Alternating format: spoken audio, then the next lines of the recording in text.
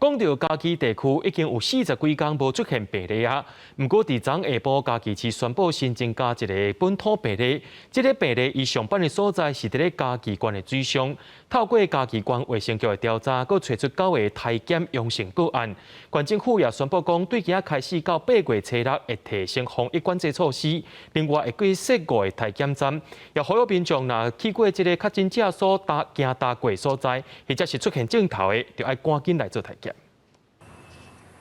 一位住伫嘉义市、伫嘉义县水上乡工厂上班的男子，去病院照胃镜，体检的时阵发现确诊，消毒人员赶紧照伊的脚趾展开清洁消毒。7月28号到医院做快筛，才确认是阳性的时候，我们进一步再做 PCR 的检验，那在确认为阳性之后，马上收治到嘉义市的专责医院。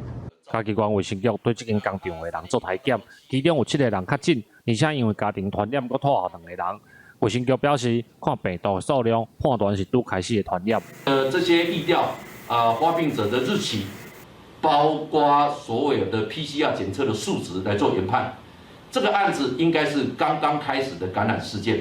所以一开始就被我们发现跟掌握。那我想请大家不要过度恐慌。嘉义县卫生局表示，工厂的一调有找到1名员工有抗体的反应，伊嘛有台北万华地区的接触史，判断可能是感染源。嘛呼吁民众若是脚趾顶塔，拢会当利用体检站做检查。记者林慧婷，嘉义报道。